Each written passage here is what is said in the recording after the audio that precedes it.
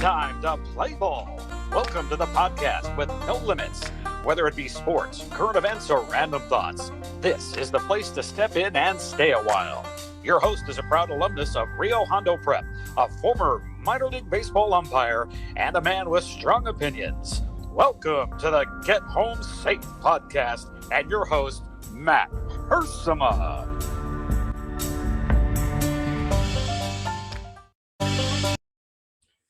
Hey guys, and welcome to another episode of Get Home Safe. It is a Monday morning here on the podcast. That means we're going to be talking some Rio Hondo Prep football and that great victory from Friday night, the absolute dismantling of their rivals, Pasadena Poly, 49-0 at Care Park in Irwindale.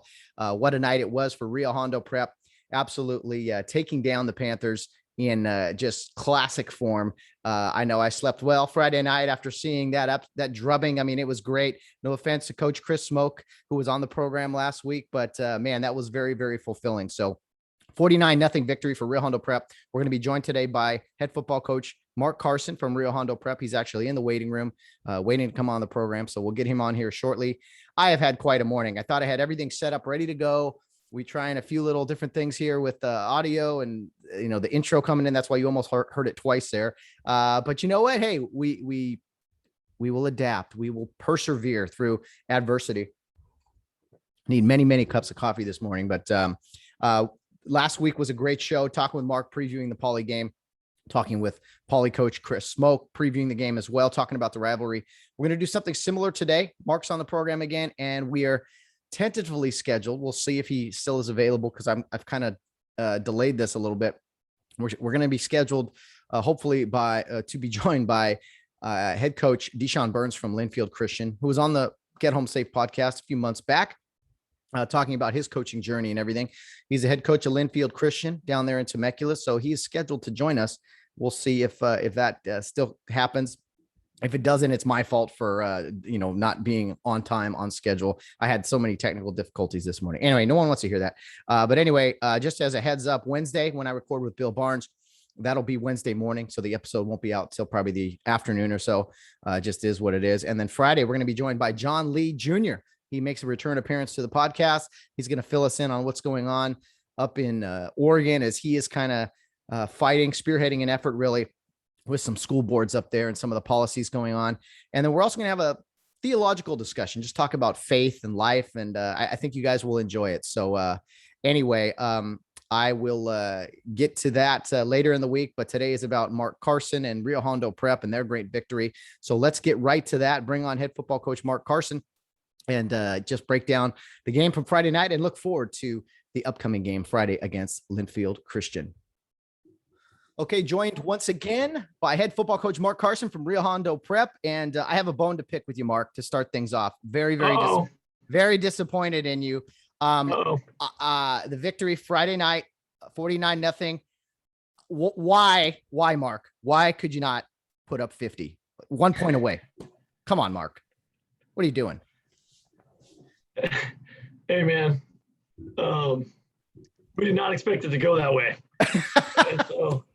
So, before the game, the officials and Coach Smoke, they asked, "You're going to play overtime if we get to that?" And we're like, both coaches said, yeah, and we're thinking like, that it might happen, knowing that 4 months ago or whatever it was, we played an 8-7 game. Yeah. And figured it would be much of the same. But yeah, man, our guys were like releasing some caged dogs. I don't know. It just came out. That was something to see, man. I got home late. I didn't know the score. I put on huddle. I watched every snap, and I was watching it, at like midnight, like I was watching it live and cheering on my couch and everything. There were a few things, obviously, that you need improvement on that we'll touch on. But I mean, could you have imagined the game going any better for you guys? No, it was almost the first half. It was almost a perfect half of football. Yeah. Special teams were good. For the most part, offense was awesome. Defensively, we got one turnover on the kickoff and then 2 other turnovers, 3 turnovers. And we always tell our guys, we're +3. I guarantee we'll win. And we had that in the first half. And yeah, we were just rolling, controlling the clock like we did at the end of the first half to to punch it in was great too. And, just a great half of football. I mean, it was really a complete game from you guys, start to finish. I mean, I was sitting there watching the game and I took notes basically throughout the game, with big plays and things. And I was like, okay, we'll talk about special teams. Okay, you guys did a great job there. 7 for 7 on extra points. That's great. You got the kickoff, a huge kickoff return for a touchdown to start the second half that pretty much just put the nail in the coffin. And then I'm going backwards here, and then the fumble on you guys' second kickoff. That was big. I was pulling my hair out, Mark, to start the game. I'm going, a kickoff out of bounds to start the game? You got to be kidding me. Yeah, that was funny. I looked at Ed Drain, who does a great job with our kicking game, and I'm like, come on, man. And it's like, like, all right, give him the 35-yard line. Here we go. But Trevor Scott, he's our kicker, senior, and he's kind of taking that role on. Played some soccer growing up, and so he's got a pretty good leg, and he's learning the position. And so it's like he didn't really pick it up until the summer, and started kicking, and he's getting better and better every week. And so it's really good to see. And yeah, like you said, same guy on PATs, and he's perfect 7 for 7. Mm-hmm. And so we were really happy with that. And then you can kick the ball and get a lot of air under it, and so that's what kind of caused that fumble on the second kickoff, and really just kind of got the train going downhill, out of control, really, and Poly couldn't do anything to stop it. I want to ask you, I wrote this down because you're an old special teams coach. I know it's that's how you got your start really at the high school level. And what ideally for you when you're kicking off, what is that magic yard line that you're trying to prevent the return team from getting to? Is it the 25? Is it, the 20? Yeah. What is that yard line? Anything inside the 25, we feel good. Yeah. So either kick it in the end zone or kick it high enough and deep enough to pin them back. If it gets to the 30, we're okay. Anything beyond that, it kind of feels like you're giving them a head start on the possession. So yeah, they won that play if it's 35 or 30, more than the 30. So yeah, if you cut the field down, you inside the 25. That's 3/4. They got 3/4 of the field to go. Anything shorter than that, the field position game is definitely up in the air. So I wrote that down. I was like, kick off out of bounds to start the game. Come on, coach. But it was almost a perfect kick though, because it almost bounced. Would have bounced in. We'd have probably had him on the, we would have had him pinned back way back. Was it a design like a pooch kick situation, or you try to pin guys kind of on the numbers, kind of by that sideline? Yeah, we were trying to pin them in a corner. That's how we designed our coverage, or we call it different every time, but that's how that one was designed. Kind of pin them in the far left-hand corner and get numbers there so they can't get a good return. But I was trying to be a little bit too fine with that kick. It's like, just hit the numbers, man. We're good. Yeah, no, too fine. It's all right. We'll polish it up next week. Again, that was what I have to nitpick here with the mistakes here because there weren't that many. There were some penalties. Paulie did have more penalties than you, but you had 6 for 50. I guess you could live with that, but some of I'll tell you this, Paulie, their very first play, they get up and shove one of your guys for the dead ball personal foul. Very foolish on their end because that just put them backwards. And that was like the beginning of the end, really. Yeah, you're right. Kind of not a great way to start for them. And our penalties, I think we had one encroachment penalty on a 4th down, which was super, obvious. They're trying to draw us off. And like the 3rd time it worked. Yeah. But the other ones were mainly, we had 2 or 3 of the low block ones, which you watch the film, and it's really a judgment call on the official's part. We don't obviously coach that, and it's more just like our guys being aggressive, and they might have fallen down, and then bodies get tangled. And so we can live with penalties of aggression like that. Oh yeah. Aggression that is not something foolish. Not dirty. Yeah, dirty or stupid. Yeah, hitting in the back and hitting late. That's just going to happen. So no, I understand that. And the 4th down play, again, the game was over at that point, but still, for future, plays, you don't. And I know Paulie did move. I tried to watch that play subjectively. I thought did it in slow motion. Did you? I think their guy's head started moving first, but it was, it was so close. And I was like, well, you still got to control what you can control. And right. And I'll be honest, Mark, the score. I will be honest, as a former official, if the score is a little out of hand already and there's a 50-50 play like that, you're probably going against the team that's winning. That's just, yeah, I'm not talking about a close game, right. touchdown lead. That it just makes sense, right? If it's a game. Yeah. It's something to argue about. And it's good teaching point for us, Oh yeah. Oh, big time. So that was you can't have a perfect game, even though you guys had close to that. So the penalties, here and there. And I gotta tell you, so I don't know if you know this, and I know you want to be accurate, and I've heard you and your staff say this before. Maybe it's not a big deal, but I've heard you and other coaches, other teams, you want accuracy, right? So you've heard other teams say, "Hey, they're chopping us, or whatever." If you want to go into terminology, a chop block is a high-low situation, right? So a cut block, if you want to say, "Hey, they're cutting us downfield," or they're low block downfield, like. But when you say chop, you might run into an official who's like, okay, these guys don't know what they're talking about. Anyway, that's just my 2 cents. Oh, yeah. Cut block is definitely the proper terminology if it's, downfield. And, yeah. Just...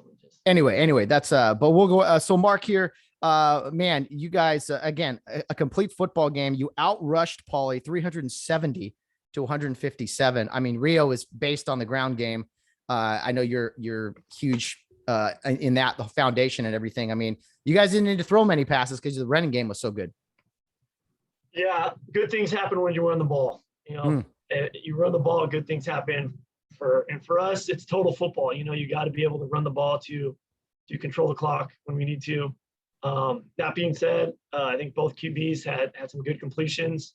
One for a touchdown and throw for effect, throw for touchdowns. That's kind of our goal.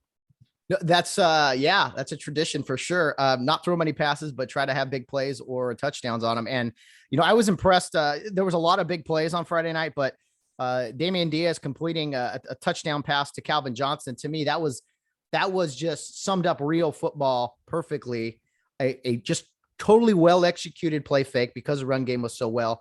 And then Calvin wasn't the only one that's open, but he's the guy that got the pass. So you guys executed that perfectly, and you had to be really happy with your quarterback, Damian Diaz, there.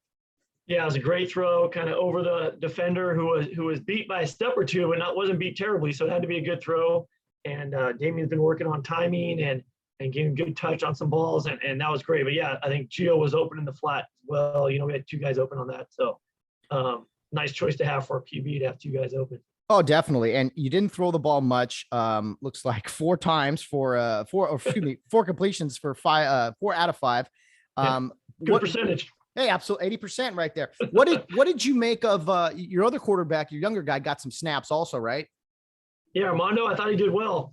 He led us on 2 drives. He had 1 good throw on kind of a scramble where he threw, found Calvin for a nice gain. I think it was the first down, got us a first down, and then really managed the clock well, which was impressive for a young guy. At the end of the half, we didn't want to leave too much time on the clock for them to score. It's always tricky, how fast do you go, how slow do you go? You don't want to take away too much of the clock and then you don't have enough time to score. Then you blew an opportunity. But he did it perfect, and we got in, I think, with under a minute left, or right around a minute, which was perfect. It's good to, especially when you got a young guy and an older guy, a senior and such, it's good to get guys those experiences, even if there's more to it than just throwing the ball. I wasn't a quarterback who threw the ball very often, just like most Rio guys, but to manage the clock, to get the team in the huddle, to just being a leader, really. And I thought both guys did a good job. And that play you talked about with Calvin Johnson, it was a scramble situation. Calvin did a great job in relocating, finding getting open. That was he looked like a pro there, man. A really great job by a receiver there. Settling down, finding a spot to settle in. Yeah, almost like it's been coached. It was weird. But anyway, Mark, the ground game was spectacular.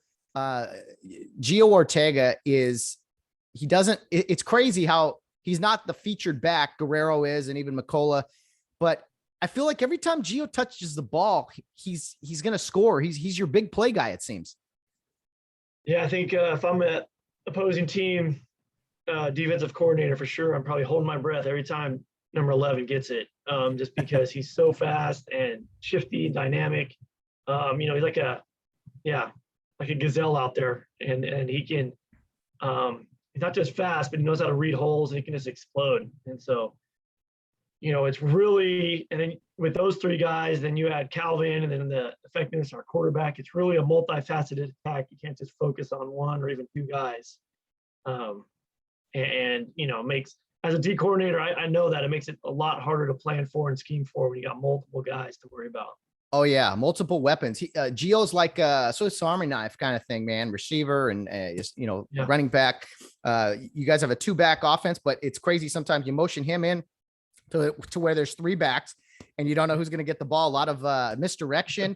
Great stuff. I don't know what it's called, but it's like Gio does this like wide, long motion towards the backfield. And then rather than go, everyone thinks it's going wide, and then you guys cut it right inside the tackle there. That was one of my favorite plays. Yeah, a little orbit motion. That's something that Randy's put in this year, kind of for Gio, to feature Gio. Yeah. I mean, Gio only had 5 carries, but he had 97 yards. Obviously, the kick return for a touchdown, 90-yard. Jonathan Guerrero, tough yards. What can you say about him? 10 carries, 141 yards. He's definitely your guys' workhorse. Yeah. And again, another guy, threat to take it to the house. I don't know if you noticed it, but his durability, I think, is better than it's ever been. If you see him, he's bouncing off guys, yes. And not just making guys miss. He's running through tackles at times, and that's a credit to him and the weight he's put on, the good weight, the muscle weight he's put on, and the strength he's gained over the summer and so forth. And so, he's running through tackles as well. He did look a little thicker, and yeah, I can't believe, I don't know how he breaks tackles. It's so crazy. The first guy never brings him down, it seems like. Nope. Yeah. And you rarely get a clean shot at the guy. It's like, the guy never gets hit hard. No. And McCullough had some tough yards, 8 carries, 49 yards. He had one run in particular that looked like Poly they were worn out and did not want to tackle him. I don't know how long it was, maybe 6-yard run or something. But yeah, he'll get going here too. And to me, he looks like a threat that is just for some tough, hard nose carries to keep him honest in the middle. And then you got your 2 big game breakers there. Yeah, kind of it. And even Ryan, he'll watch the film and he'll point out, hey, Ryan, you cut here, you get more yards. But it seemed like he's always looking for contact anyway. So I don't know. Nothing wrong with that. Who he is. Yeah. And I hear you on I could see myself. If I saw that 6'3", 240 pounds running downhill at me, I don't know if I'd want to tackle him either. And I have seen it actually, because I'll be on the scout defense playing free safety or just out back there playing referee during our defensive scout time and running against our offense. And I'm like, dude, I would not want to tackle that guy. No. I don't know what I would do. Yeah. No. So I thought the offense was great. I mean, the offensive line, Mark, they were spectacular in the sense of, I thought their first step got better as the game went on. Poly got slower. The Rio offensive line, some of the tosses, I mean, you're pulling guards or tackles, whatever they were, they got to the corner quick. And sometimes there was nobody to block out there. Yeah, they're good athletes and all seniors except for one. And so it's a good seasoned group, and you can tell they're very polished. But got to keep working because while this win was great, we can't rest on it. We got to we got to build on it. Yeah, that's a good word for it. The line does look very athletic. They're in great shape, and they were taking it to Poly up front.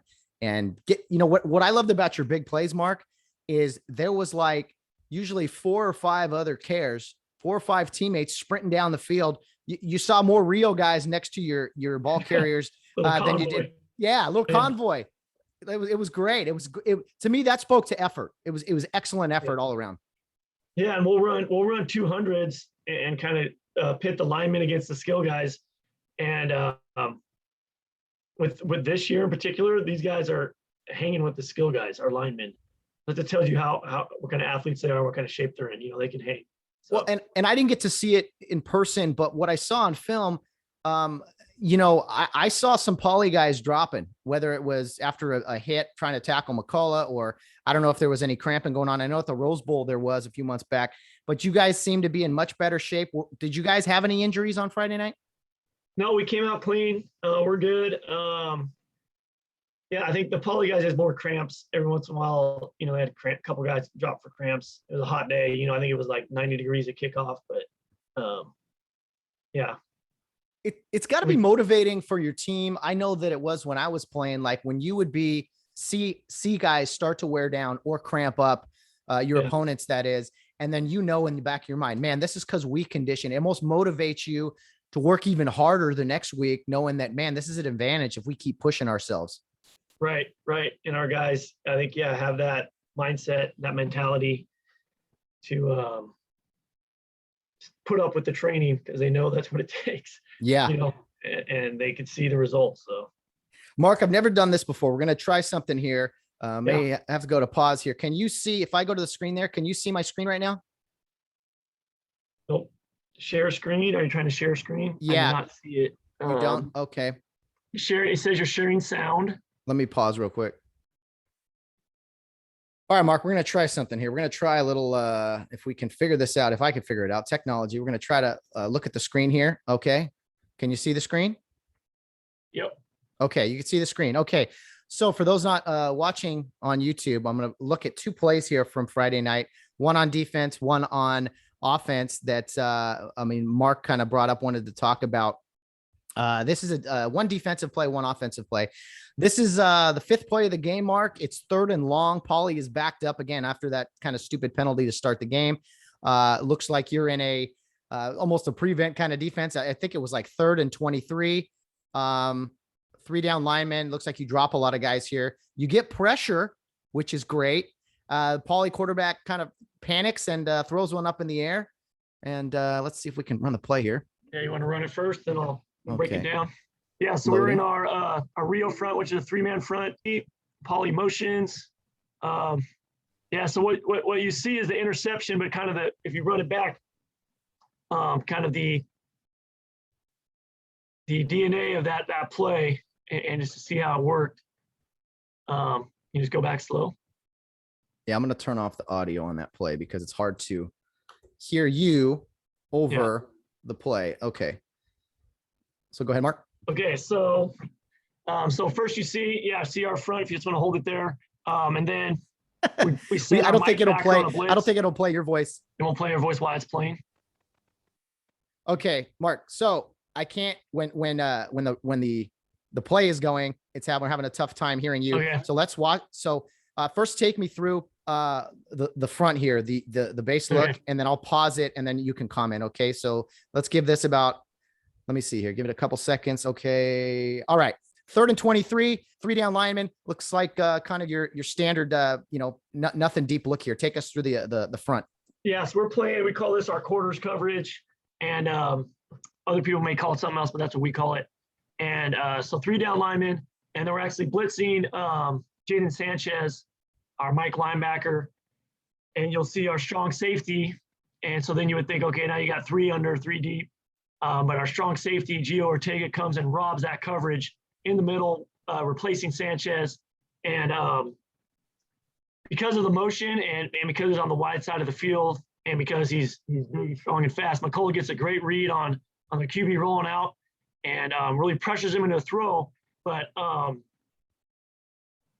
that's what happens at the beginning. And then on the back side of the play, our coverage, our outside linebacker here, Aaron Size, if you see him, he's reading that slot receiver and the number 1 receiver wide. And so while number 4, our corner, is going to run deep no matter what, Aaron will only run deep if both those receivers run vertical.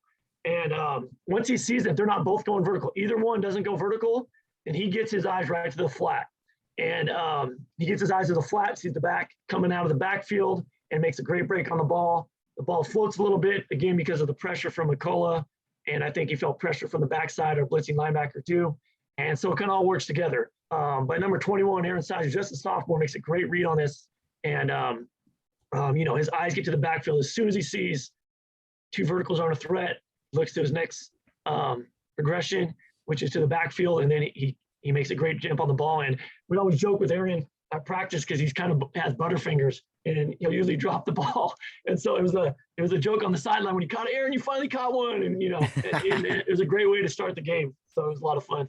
Sure thing. I mean, it was a heads up play. I didn't know he was a sophomore. That is really cool. I could see the wheels spinning as this play developed. So you would say this cover 4, you said quarters defense. So you go to cover 4, drop everybody. Yeah, it's what we call, we really play 4 underneath and 3 deep. And so Okay. it's our 3 deep look with 4 underneath.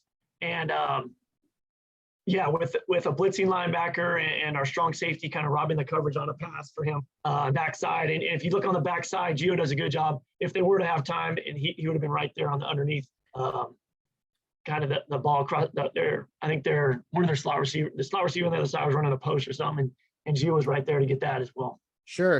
And we're going to run this play here. And this is a reason for people to watch this on YouTube now is because we're going to break down some film, I think, maybe a play or two a week. Just tough to hear you, Mark, over this audio, so we'll work in progress. So I'm going to run this play and then I might run it a few times in slow motion too. So here's the look Mark told you about. McCullough on the, what's crazy is you got 3 linemen, you bring a 4th.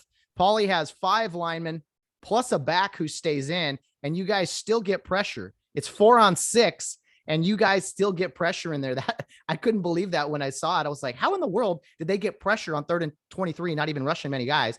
So quarterback has to flood. What looks like one of the back who went in motion. He peels off, and that's where what was your sophomore's name there again? So that's Aaron. Yeah. So he sees the 2 receivers on his side.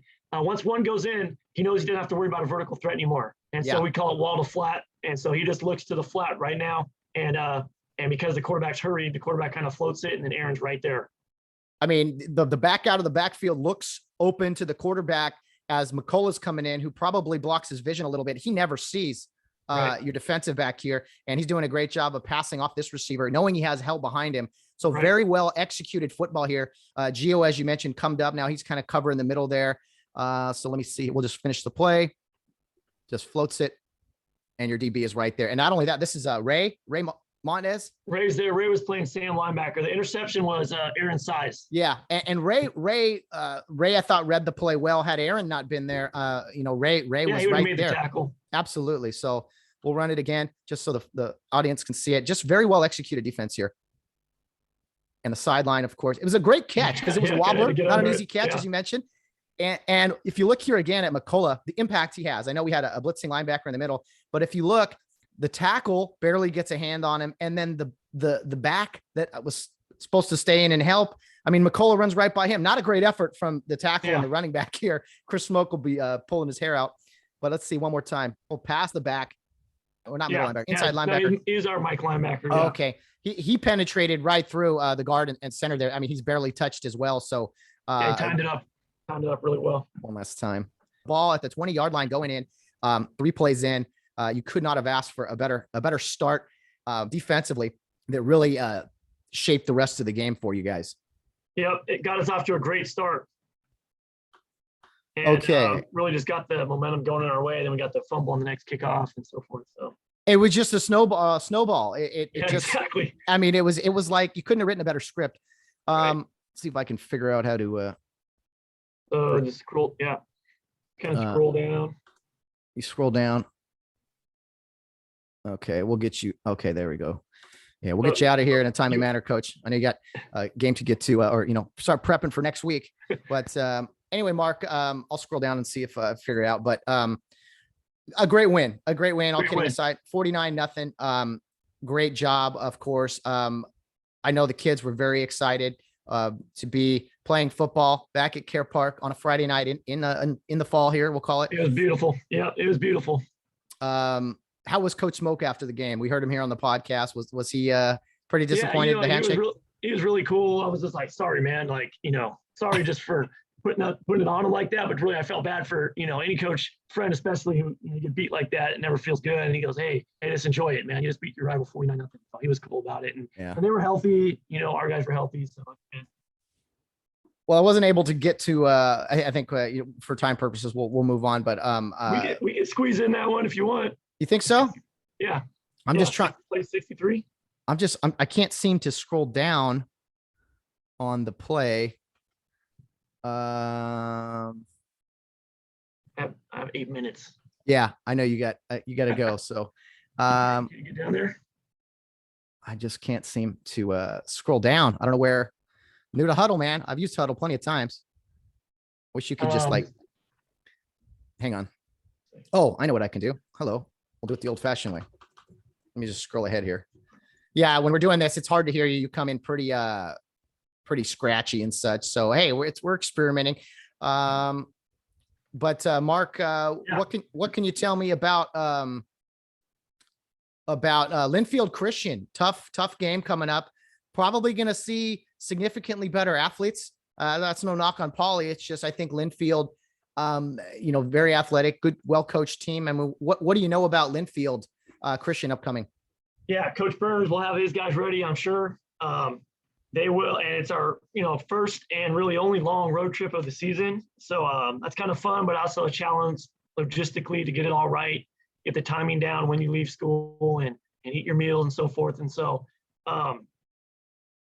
making sure we do that and take care of business there. And then other factor, playing on an artificial surface for the first time in a while.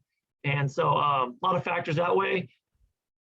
Traditionally strong football team, like to run the ball. And so we think it'll be a good challenge for us. And we know Coach Burns will have his guys ready for sure. And we're looking forward to it. Yeah, it's going to be a good football game. They won a CIF championship not too long ago. Coach Burns, I'm trying to have him on the program here shortly to talk with him.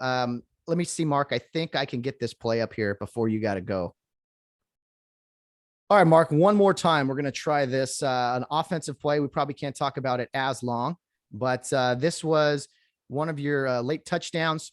What spoke out to me on this play, Mark, was the outstanding block, probably the best block of the night from number 24. So before I start, I show the play here. So what's the look? Far right slots, the formation. I mean, you toss 39. And so we're running to the weak side of our O-line. There's only two guys over there, but you watch. One of the cool things about this play, number 11 and 24, they're working out, communicating to each other who they're going to block and who we're not going to block. And between those two and then our tackle, Paul Lena, there on the left flank, he is going to pull, and we're going to leave their end unblocked. And we tell our running backs, you have to outrun their defensive end. We're not going to block them. And so Paul pulls. These two guys crack down. And then you'll see our guys on the right side of the line go to the second level as well. And so we're essentially not blocking two of their four defensive linemen, or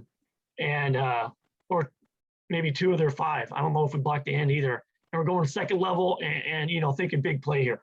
Yeah, I mean, it's outstandingly great execution. I want to run it a few times, and forgive me on the names, but your tackle gets out so fast, almost has nobody to block. It's a great pitch from your quarterback. This is not an easy play. You got to hit Guerrero on the run here, and he has to outrun that end. And then a great blocks from your receivers here. So we'll run it a few times. Just perfectly executed. Guerrero goes untimed this time. He takes Poly dude and just dominates him right to the ground.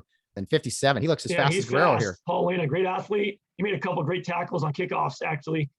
You'll see him execute. We call it an airplane block, where guys don't push him in the back. Don't try to, get a big hit on him.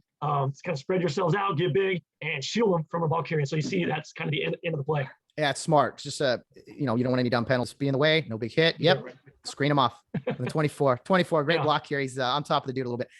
He was a little fiery. He's a little fiery. I saw him after a few plays get up and get pretty exciting. Yeah, Curly. Excited. Yeah, he's going to be a great player. Is a good player right now, and he's going to be great. He's a sophomore too, so young guy, doing really good work. I'm getting a lot of traffic in my office here. No kidding. Yeah, Mark, I appreciate you doing this. We'll do it better next week, but it was fun looking at some plays with you and just talking about the team. So we'll do more of it next week. Hey, good luck Friday, a long bus trip. And make sure the boys get plenty of sleep, plenty of water, Right. Nice pregame meal. And I'll be watching, man. I'll be watching on Huddle when I get back late, and I'll have more notes for you. Sweet, man. Appreciate it. Thanks, Matt. Have a good week. All right, Mark. Well, big thank you to Mark Carson coming on the program weekly now, and we'll try to start earlier next week so we have more time, but that was a lot of fun breaking down some plays and things of that nature. But we're going to move on and to next week, as they say. Great win for Rio, but now upcoming, they have a tough game against Linfield Christian. And as promised, we're going to be joined by head football coach DeShawn Burns from Linfield Christian. So let's have a quick discussion with the opponent this week, see how they're doing, and what to expect from them. So let's get right into it with Coach Burns.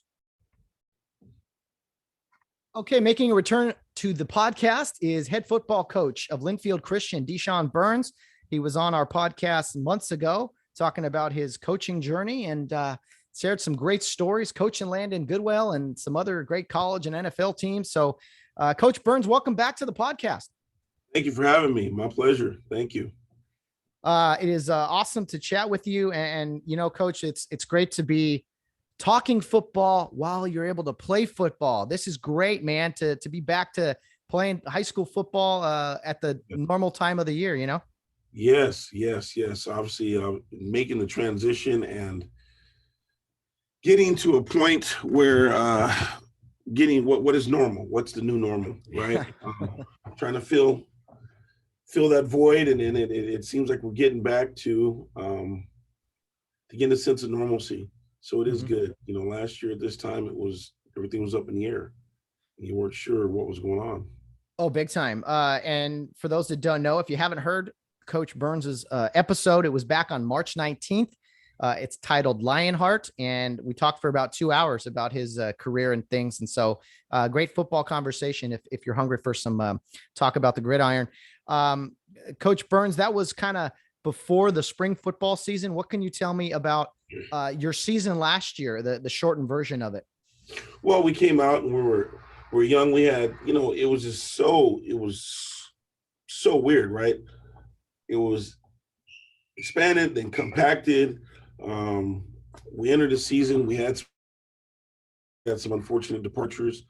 Some kids transfer out, so we had a new look of a football team. Now we're going to play in the fall, and then we carried on and commenced to proceed like we were playing in August, September. So we did our workouts virtual via Zoom in June, July, August, and we started school. We were actually on campus. And so we practice and work out and do the things we're supposed to do, following the protocol. And then spring hit, and then we're going to play. And then we end up getting a 3-game season in just league.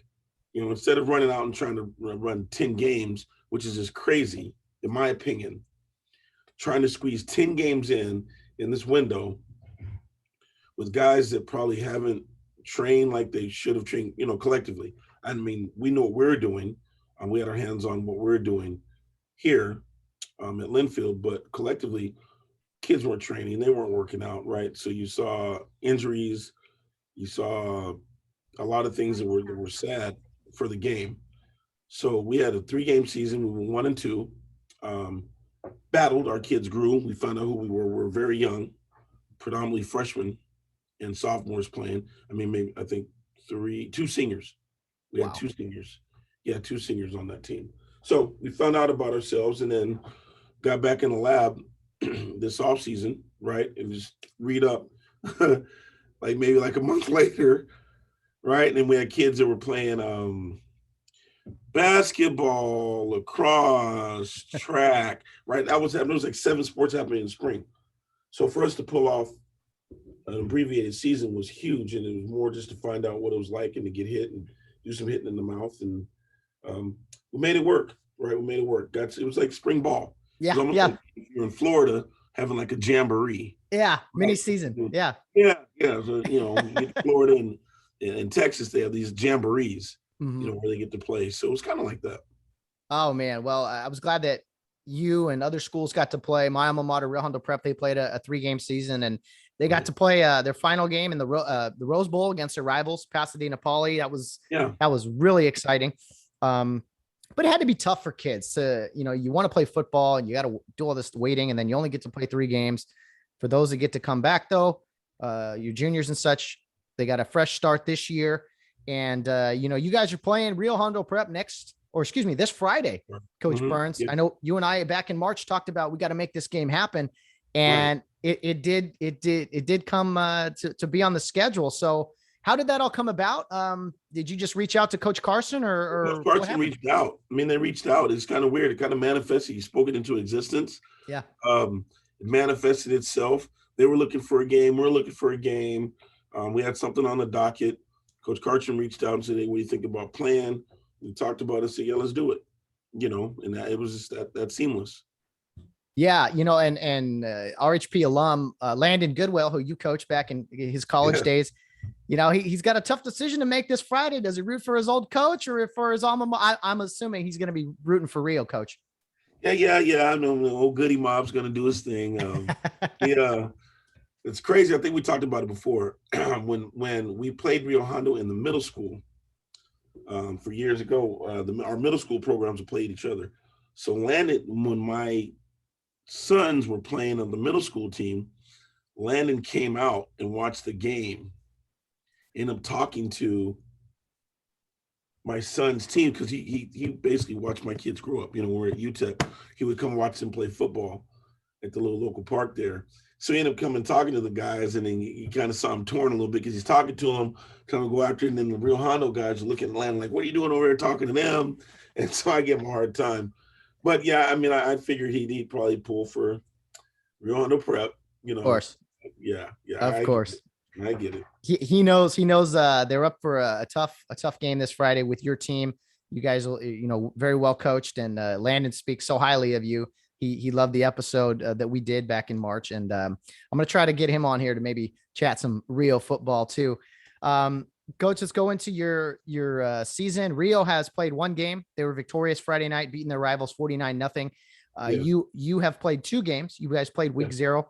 Unfortunately, 2 losses, a tough 2-point loss to Laura of Anaheim, and kind of a rough game last week against Pacifica, kind of a blowout. What can you tell me about each of those 2 games?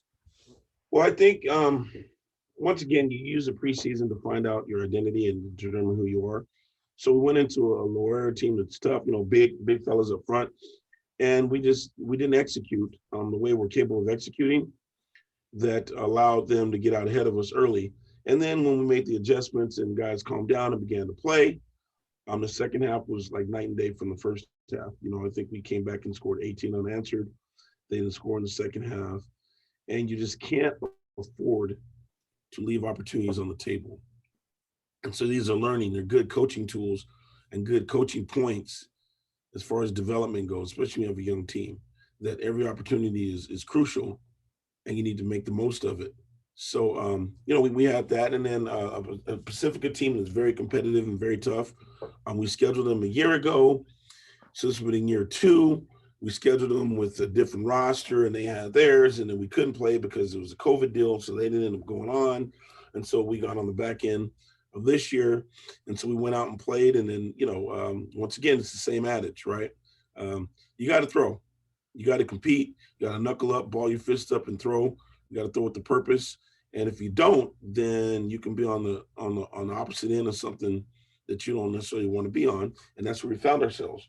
So it's a coaching point for us to understand what it looks like, and then understanding what your identity is. So you can look at it and throw in a towel and say, oh, what was me? Or you can say, what could we have done to not have it be like it did or like it was? And if we can have those conversations and teach that way, then what we'll have is a much better result the next time we step on the field. And that's the goal. Mm-hmm. Oh, absolutely. That's the beauty of a 10-game season, or however many games you guys are playing, is that it's every week you try to get better. You're going to have ups and downs. That's just the part of a football season. Yes. And what's great about football is that one game a week thing where, right, okay, it's preparation all week for this 2.5 hour session. And, you try to move on from there and learn from it. So I got to ask you this, Coach Burns, you're someone who coached in the NFL, you coach college football. Now you're coaching in high school football. You have for a few years now. Is it somewhat like frustrating when you see kids? I mean, they're kids, they're young men. When you see them make mistakes, that things you wouldn't have to necessarily deal with in the NFL, you wouldn't have to deal with some of the mistakes guys would make in high school. I mean, 16, 17-year-old kids versus, 30-year-old grown men who've been playing football for 20 plus years. You know what I'm kind of trying to say there is it. Yes. Well, you'd be surprised. Okay. You'd be surprised. You'd be surprised. Some guys play and they're crazy talented, right? So there's been minimal coaching. I mean, they're just freaks. So you let the freakism jump off of the field, and they're just out there making plays, right? See ball, go get ball, you're a freak. And so you've never really been coached. So some of the same mistakes are happening at the pro level. The frustration is when there's not an attempt to make the adjustment. That's the frustration. Mm-hmm. Yeah, I mean, I recognize where I'm at. The old the old Tom Slick, you know, knew the job was dangerous when you took it, old Saturday morning cartoon. So I recognize what I'm involved in, where I'm coaching. I don't expect them to be like the Redskins or the Eagles or the Niners or the Mountain Lions. I don't expect that, right? We do have a standard, and we're going to play the way we're going to play, and that will never change. However, the controllable parts of the attitude and effort.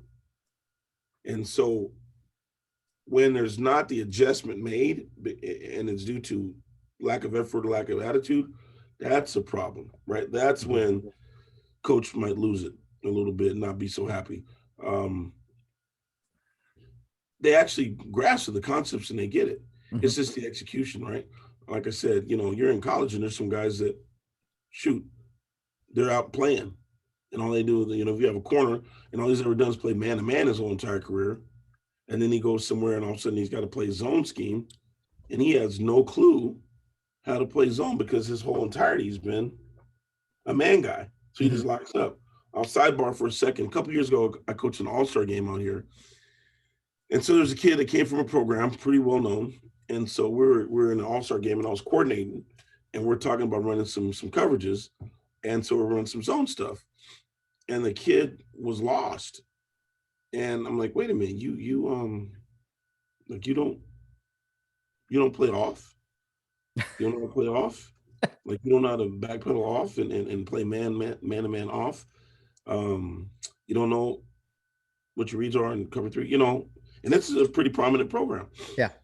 And the kid was like, no, I just play man. And this kid's going off to a Power 5 school. He's like, I just play man. And I just put him aside and said, man, you know, you're going to struggle.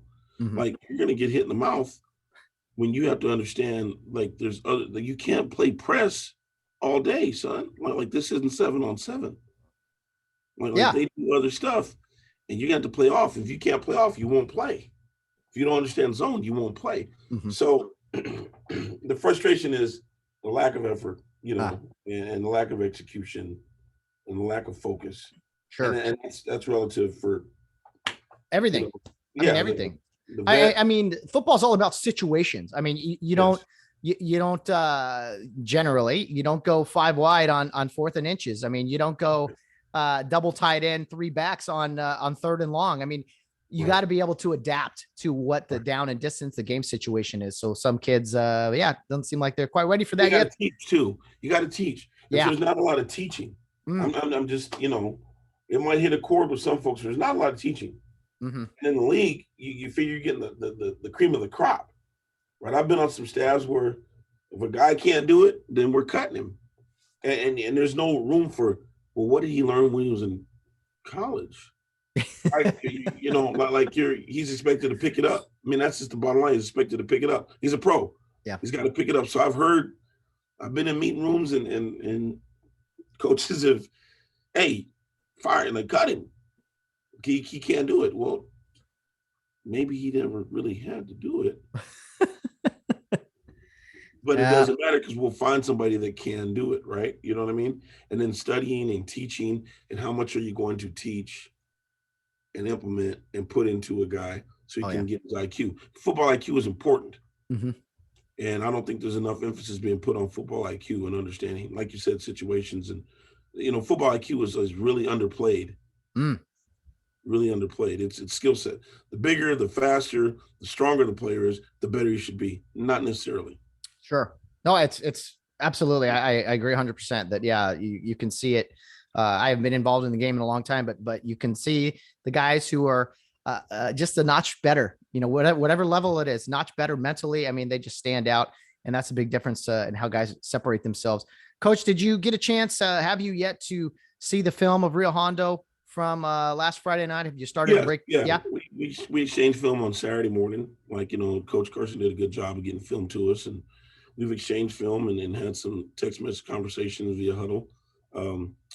Tough team, you know, play hard. Rio Hondo's always been known to be tough, gritty. They get after it. They're going to punch you in the mouth, and they're going to come play their style of ball. So that's what I know Rio Hondo to be. That's what Landon represented when he came to UTEP. He was the same type of guy.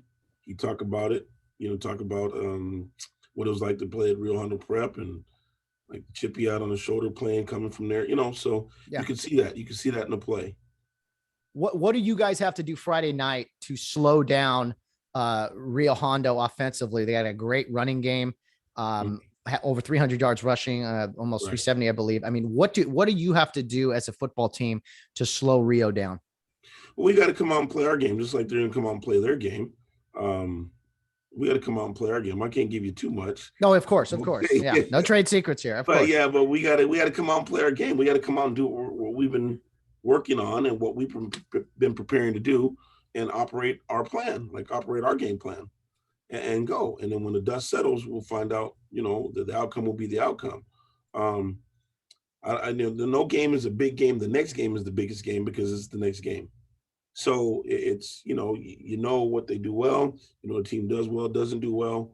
I think when you emphasize on that, you kind of lose sight of the main thing, right? And our motto here is keep the main thing the main thing. And it starts with playing the brand of ball that we're supposed to play, whoever the opponent is. And if we're not doing that, it doesn't matter who you're playing, you won't have positive results. So we got to come out and play the way we're capable of playing and do the things, do the things we're supposed to do, eliminate mistakes, eliminating bonehead plays, right? And come out and do what we've been coached to do and what we're coaching them to do. What's interesting with football is that generally it sounds simple enough, but who makes the least mistakes generally wins. I mean, the turnover margin, penalties, if you win both of those, generally you're going to be pretty competitive in a football game. Right. I mean, the goal is, you win the games you're supposed to win. You'll lose the games you're supposed to lose. And then when it comes down to some things, the games that are kind of 50-50, you'll win because the preparation has been there, right? So it starts with the preparation and ends with the preparation. That's it. You got to go in and prepare, and then you got to take advantage of your opportunities. And if you miss those opportunities, then a good team will take advantage of the opportunities that you missed. Sure. Right? And coach, I mean, the films have been exchanged, so there's no there's no secrets here. They can see who your players are, who some of your top guys are, but who are some of your playmakers, your top guys, maybe your senior leaders on the team down there at Linfield Christian? Well, we have a very, very smart, articulate ball player in the name of Rylan Jeremiah, our linebacker. Very smart. His football IQ is off the chain. Been here, played on the team that won a championship. He played on the team. He was a freshman when we in 18 when we won a championship, and he was able to play and get on the field and learn from those senior leaders. And those guys that went off to have, are doing pretty good in college right now. So he saw what it looked like to practice and play a certain way with those guys, and he was kind of reared. Made some plays as a freshman. Then his sophomore year, freshman year he came in and we won a championship. Then his sophomore year, we went to the semis, so in 19. So he's been around, right? He's been around. And then it might have been sophomore year, we won a championship. And then his junior year was freshman year championship, sophomore year, the semis, and then we've had, the crazy season. Sure. So he's been around, he's seen it all, right? He's seen the championship, he's seen just being a game short of getting back to the dance and being a back-to-back contender. So he's solid, good leader, good leader, good motivator, good teacher, good mind, good coach. Jonathan Aguilera, our quarterback, who's a sophomore, junior now. He came in as his freshman year, saw some guys play in front of him and saw what that looked like, had a chance to get on the field and get after it. And then he's contributed and played in the spring, right? And then he's playing now. So he's there solid. And then we have some young guys, a kid by the name Marcus Dilke is freshman, and Thomas Bashaw. They're freshmen. They've just kind of stepped to the plate and made plays and got after it, and they're holding guys to be accountable and getting after it. And the work ethic is amazing. So I'm very pleased with what we have in the cupboards and what we have on deck, because they understand what it looks like to play and work. Sure. And you know, a football team, like you said, is always trying to find an identity. I mean, if you could, maybe it's not there yet, or maybe you have a vision for what it could be. 2 games into the very young season, how would you sum up your team? What would you give if you had to have an identity today, or maybe go a different route with it? What's kind of your perception of your team presently? Yeah, we're gonna be tough, right? We got to play tough football. We want to hustle. We want to run. We want to execute. So at the end of the day, we got to be a tough group of characters, right? And be able to go all day. So I think grit would be the identity that we want to have. Juggernaut, no, we're not. The goal is not to go out and score 9 million points. That's not the deal. But it's to be a sound, efficient, physical football team. And I think that's where we're heading. I think that's the direction we're heading. Absolutely. Great stuff. Yeah, Coach, I would wish you luck, but you're playing my alma mater, so I really can't say that, but I will wish you luck the remainder of the season. But no, it's going to be great. I hopefully Landon gets to tune in and you can either talk smack to Landon, or maybe he'll give you a jab or two, Coach, if we, I'm sure he will. He'll get at me as a coach. Landon, my man Goody Mob will say some stuff. I don't know. He will. Yeah, I'm going to try to get him on here and chat. He's one of the best football players Rio's ever had. Probably, I would say arguably the best. They have a kid right now on the team who a lot of people are comparing to Landon. Ryan McCullough, a junior, already has a Pac-12 offer to Colorado. He plays, most guys play both ways at Rio, but he's probably the best overall football player there at Rio. Do any other names kind of jump off the page to you from what you've seen? That's 42. 42. Yeah. Mm-hmm. Yeah. He's a solid football player. Good kid. Good solid football player. They have hard running. Your running back runs hard. Number 5, the kid runs well. They execute. Number 11 plays well. 5 and 11. Yeah. Jonathan Guerrero, Gio Ortega. Especially, Coach, I got to ask, I've always wanted to ask this, Jonathan Guerrero's been playing varsity football. He's even saw some playoff time as a freshman, but he's such a little dude. I mean, he's put on some good weight and everything, but I feel like teams look at him and think to themselves, there's no way this is their number 1 running back, but he runs hard. He does not play like he looks. He's short in stature, but a big time player. So is that what you kind of see on film from him? A little dude who is just a great football player? Yeah, well, I don't get caught up in height, weight, and all that stuff because, and it's funny you say that. I just posted something on my Facebook and Instagram this morning about JJ Taylor, kid at the Patriots. So he played with my son at Arizona, and then obviously he played at Corona Centennial, and he played with the IE Ducks and the Corona Panthers. So my kids have grown up playing with JJ. JJ's no more than 5'9", right? He was a 3-star kid coming out of high school, but he's CIF running back of the year from Corona Centennial. And he was a 3-star guy, whatever that means.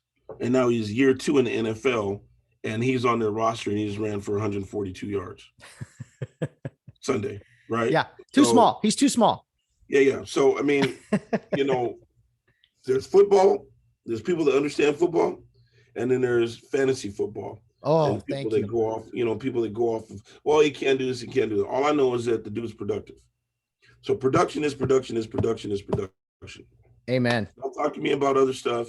Production is production. Tim Biakapatuka, Glenn Milburn. I mean, we can go. Sproles, Metcalf.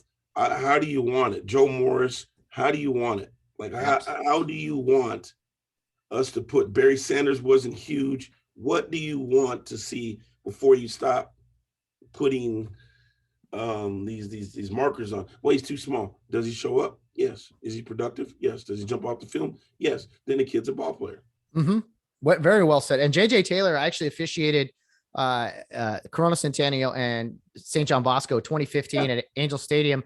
And I saw him. I'm like, this is their, mistakenly, I'm like, this is their top running back, shorter than me. And I'm very short. And the dude was a baller. I mean, he was running circles around Bosco that night, super fast, couldn't tackle him. great career at Arizona, and now awesome to see he's in the NFL. So yeah, one of the best pound for pound players I ever saw was JJ Taylor. Well, a man told me once, a couple of my mentors, if he makes plays on Friday, he'll make them. If he shows up on film on Friday, he'll show up on Saturday. If he shows up on Saturday, he'll show up on Sunday. Oh man, JJ's been showing up since Saturday in junior tackle, doing the same things. If you pay attention to what he's been doing, he's been hurdling people since the 7th grade. And people don't understand that he was a Junior Olympics national champion hurler in the 300s. Wow. Yeah, as a young kid. And then at Centennial, he was a 300-meter hurdler, CIF competitor. But see, people don't know that. And the dude was in gymnastics. The dude can backflip. He's crazy athletic. So he was a CIF. He was a track hurdler in the 300s. So the hurdles are darn near taller than him. Yeah. Right. And he's running the high hurdles in the 300, and he gets out and he's a CIF trackster in the 300-meter high hurdles. Oh yeah. So, right. I love rooting for the guys, that are a little smaller, have the chip on their shoulder, maybe that because people, I don't know, people just take them for granted. So, Right. Yeah, it's awesome to hear, Coach, that you have a mindset out there that I don't think a lot of people do, talk about football IQ and just, seeing it for what it is. Does this guy make plays or not? So refreshing to hear. Friday night, Coach, Rio Hondo Prep comes down to your place in Temecula for week 2 matchup. And man, I'm excited for it. I won't be able to make the trip, but I'll be watching on Huddle afterwards. You guys excited for a big home game with Rio? Yes, it's so many parts, right? We got a new field, so we'll get have a chance to play on our home field. New field, new scoreboards, all the ambiance, being able to play at home. We've been on the road for 2 weeks, 2 Thursday night games. So it's in Garden Grove and Anaheim. So it'd be good to be back home. Be good to play in front of a home crowd. There's a deep history with Rio Hondo and Linfield. So there's some nostalgic stuff there. Chance to see 2 football teams get after and play hard, hard-nosed, gritty, and just a good football game, so we're looking forward to it. Oh man, it's going to be great. A rematch of the championship game from, help me out here, 2009, from my understanding. 09. Okay. So it's been 12 years. Something like that. Yeah. I don't think they've played each other since. I could be wrong. No, okay. Not on the varsity level. The middle schools have played, but not on the high school. Oh, we yeah. Were close. We were close in 15, I think. Like they were in the bracket or something. It was close. That's I right. think. That's we were right. Close. We were close. But I think if you guys would have went out, we probably would have saw you or something. It was close. I remember seeing Rio Hondo like, oh wow, they're in the division and they get there and they get there. So well, it should be a fun game Friday night, a home game for you guys and a tough bus trip for Rio. But 7:00, the ball's kicked off, throw everything else out the window, time to play ball. So Coach Burns, thank you so much for joining us today. Looking forward to the game. In all seriousness, good luck the rest of the way with your team. And I'm sure you guys will have a very great, productive season, even though I'll be rooting against you only for about 2.5 hours on Friday. There we go. Well, I appreciate you. Thank you for the honesty and the candor. Just happy, just blessed to be out here and coach the game that we love, right? And help the kids get out there and pursue some dreams and get back to normal lifestyle. So that's huge. Amen to that, Coach. Well, we'll talk to you down the road. And again, if you haven't heard Coach Burns' long podcast with me, long form, back from March 19th, Lionheart, if you want to check it out. Thanks again, Coach. Appreciate you. Thank you. Thank you. Well, a big thank you to Coach Burns coming on the podcast with me and talking about Friday night's football game with Rio Hondo Prep. Can't wait for that game. Should be a good one. Coach Burns will have his team ready. I know that. And a rematch of the 2009 CIF championship game that Rio Hondo lost to Linfield in a muddy, rainy game at Covina District Field, which is about a mile from where I'm sitting right now. So a sad night for Rio, but they'll look to avenge that loss upcoming here Friday night with Linfield Christian. The Lions are 0-2, suffering a loss to Laura 20-18, and then losing a game to Pacifica High School 55-0 this last Friday. So they're looking to avenge or get on the a win, get in the win column. And yeah, we'll see what happens on Friday night. Very much looking forward to it. Let's see here. We're supposed to be joined. I have a few minutes left here on this podcast, unless I upgrade the Zoom. Let me see here, see what I can do. We're supposed to be joined by one final guest. It'll only be for a couple of minutes. So let me pause this and then bring on our guest here, a mystery guest, if you will. Okay, a very special guest. Gonna chime in here for a few minutes with me. Landon Goodwell from the class of 2005. Yes, sir. Joining me, my former teammate back when he was a sophomore and I was a senior.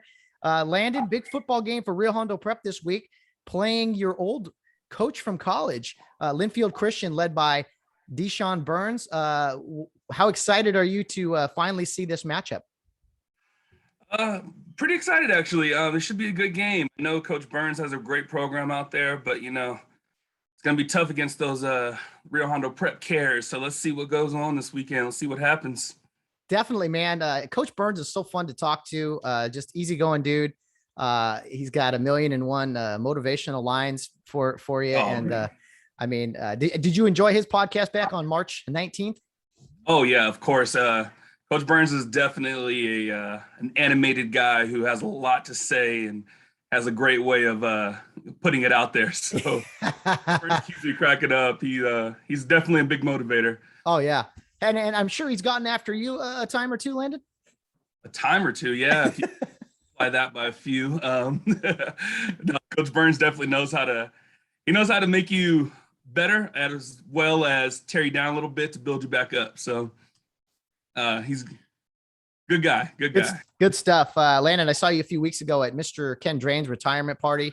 That was great, seeing so many former players and such. It was cool. You flew in just for, for the night, just to say thank you to Coach Drain, like so many of us did. I mean, what did you make of that night? Oh, yeah, absolutely. It was a great event that was put on. Really appreciated the guys who put it together, and was happy I was able to make it out. Just as far as, being able to stop by, tell Coach Drain thank you, that was a big thing for me. He definitely did a lot for me in my career. So, he was definitely somebody that I had no problem making a special trip for. Oh, man. Well, it was great to see you, as always, a little escape from the kids you got running around now. Congrats to you and Jasmine for great family you guys got there. And yeah, man, just anytime you can chat Rio Hondo Prep football. I know it's been a long time, Landon, but still, right. Still being out there. And I mean, the memories have to just come back when you go down to Rio. Oh, absolutely. Man, it was good seeing some old teammates. Got to run into you, of course. Jordan Ross, AJ Corsini, Devin Drain. It was a good night. It was good to see everybody, man. And, kind of just reminisce. That was the first time going over to Care Park. So that was good for me. That was good to see. It's a great little situation Rio's got going over there. I missed Field 1, but hey, time moves on, things change, things improve, and they've done a good job down there. Yeah, it's a great place to watch a high school football game. Rio, the campus itself, has made some great upgrades. The weight room looks phenomenal. Yeah, I know Mark Carson's very proud of that. And Landon, you are one of the best players Rio's ever had. You went on to play Division I college football at UTEP. The current roster includes some great players, but one sticks out, and Ryan McCullough, only a junior, and already has an offer from Colorado to play in the Pac-12. So have you heard of Ryan? Have you seen him? I mean, there's been a lot of comparisons of him to you. Yeah, I unfortunately haven't been able to see him play yet, but man, I've heard a lot about this guy. I've heard a lot of good things. Seems like a big, strong kid. He's doing some big things he did some big things as a sophomore. He's definitely projected to do even better as a junior this year. I look forward to hopefully catching a game, maybe seeing some highlights online. I've talked to Mark about him a lot. Seems like a great kid as well as not just an athlete. So I'm excited, man. Anytime you see Rio Hondo stepping into that, just the highlight of, having players down there that are, college bound and looking at, furthering their athletic careers, it's amazing to see. And I'm excited for the program and, just more things to come for Rio Hondo Prep.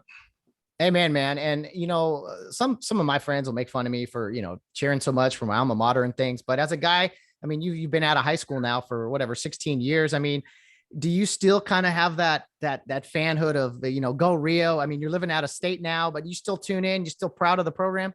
Oh, absolutely, man. I haven't caught a game since, wow, I can't even, probably my second year out of college, maybe, when I was still living out in California for a little bit.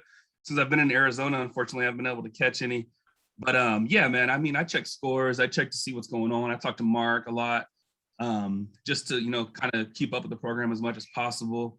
So I'm excited to see what they've been doing.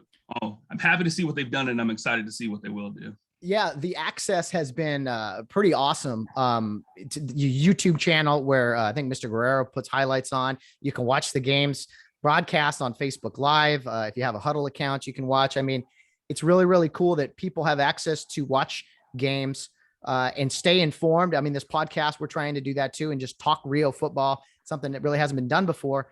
And I mean, it's really endless, really, the accessibility to the program now.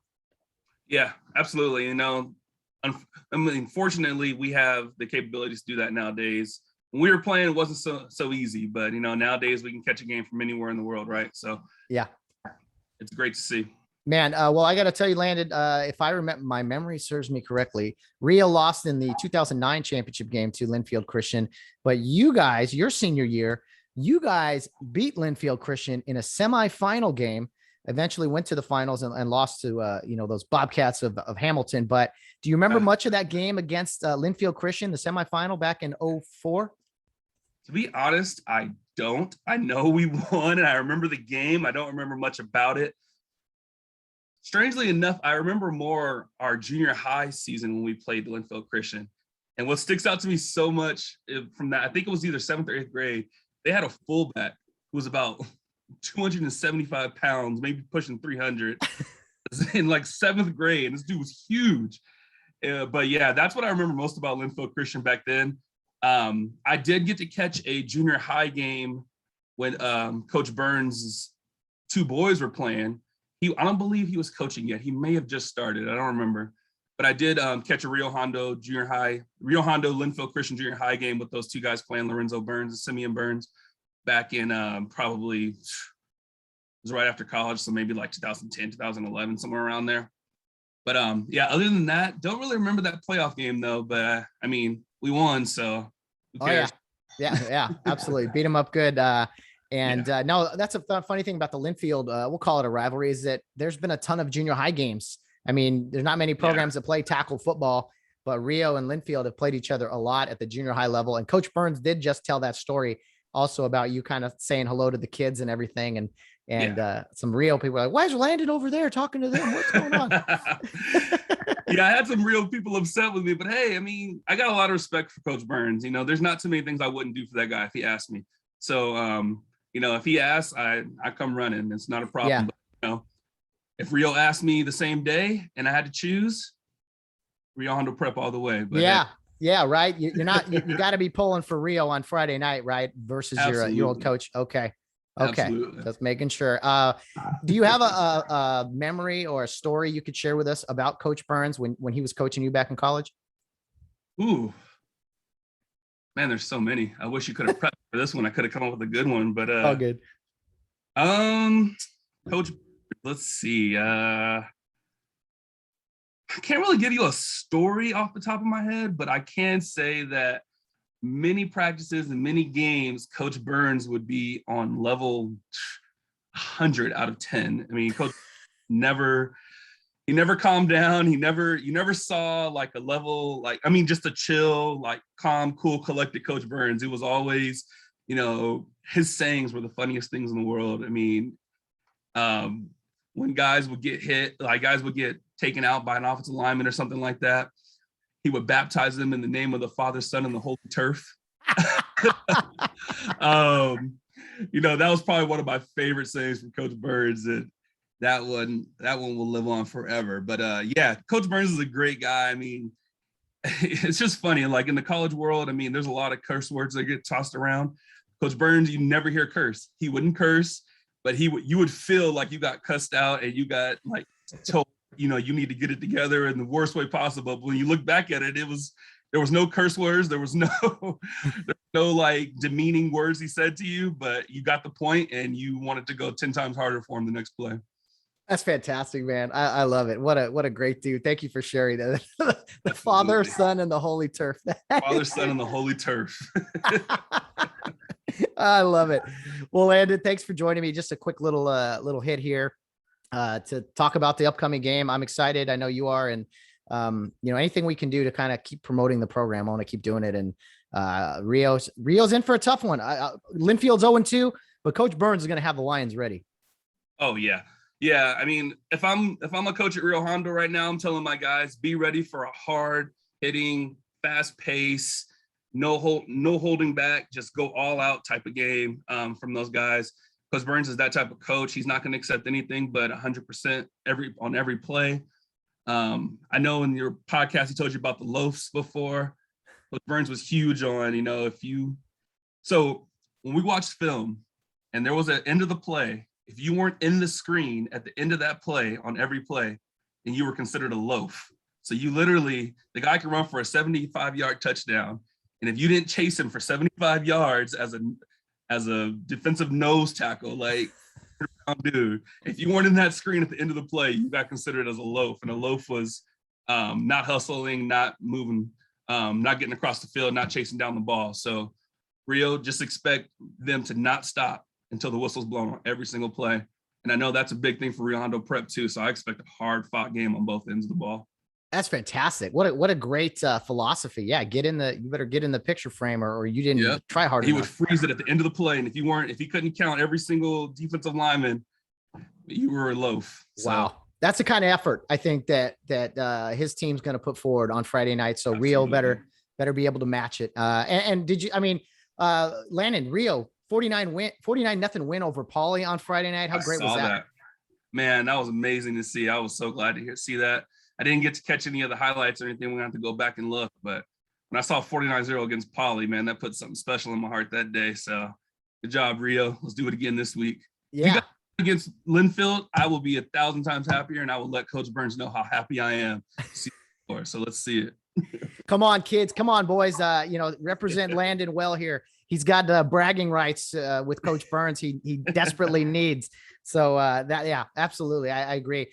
But yeah, for those that don't know, there's a YouTube channel, Rio Hondo Prep Football, that puts out some great highlights. And sometimes you could see, there's plenty of ways to tune in. And yeah, Landon, definitely check that out.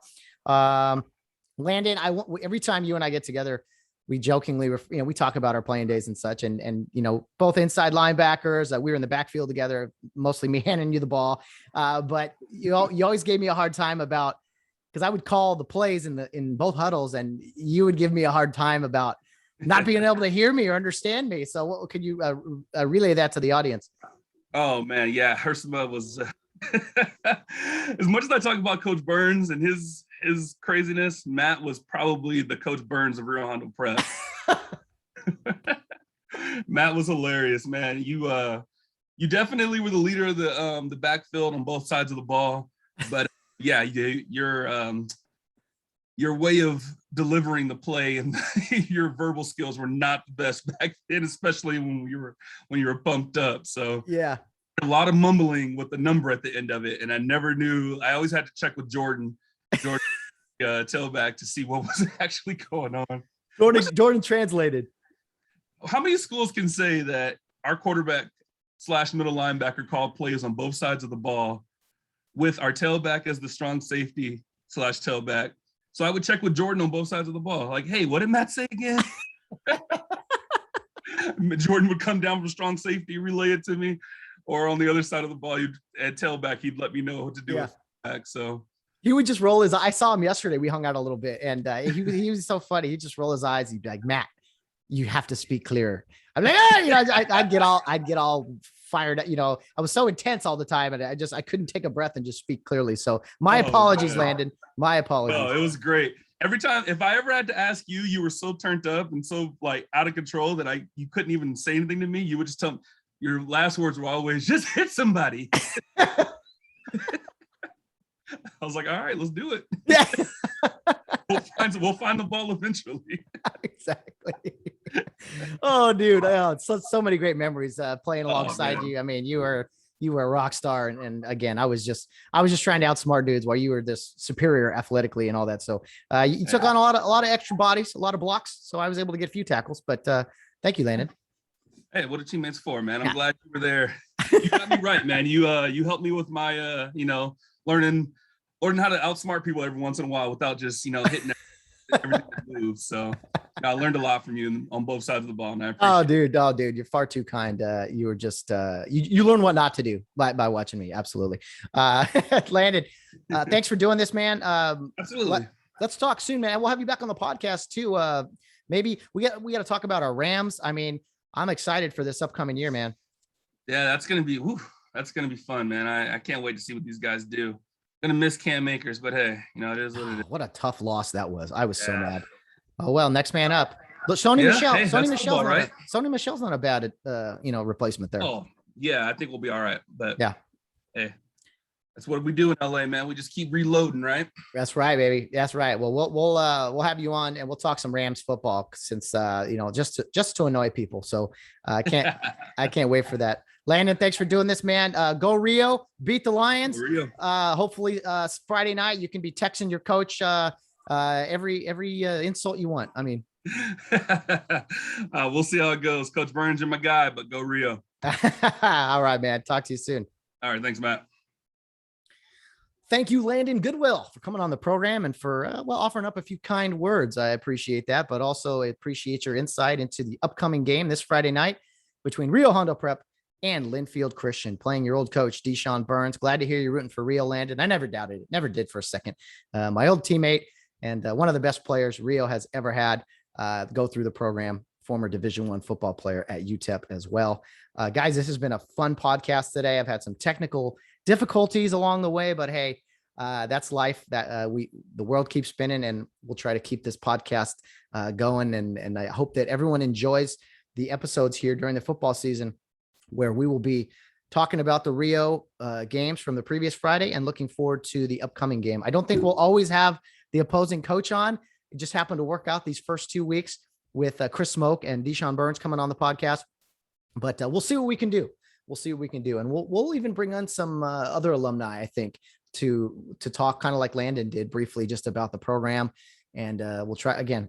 My goal is to continue to promote the program and give the boys at RHP on the gridiron, give them something to be happy about. And just they represent us every Friday night. And so we want to try to, speak up and promote the program as best we can. So when the NFL season starts, the college season starts, I definitely will be talking about some of that as well. After, of course, the conversations with head football coach Mark Carson as the season progresses. So those are the plans. Thanks for joining us today, guys.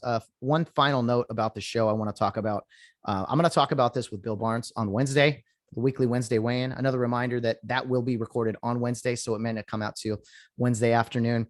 We'll get into a lot of things with Bill, as those who've listened before obviously know. And then John Lee Jr. is our guest on Friday. I've recorded with him already. Great conversation that you don't want to miss. So be sure to tune in for that. But as I wrap up the show today, I wanted to read to you guys a few names, 13 names specifically that unfortunately we lost in the U.S. military.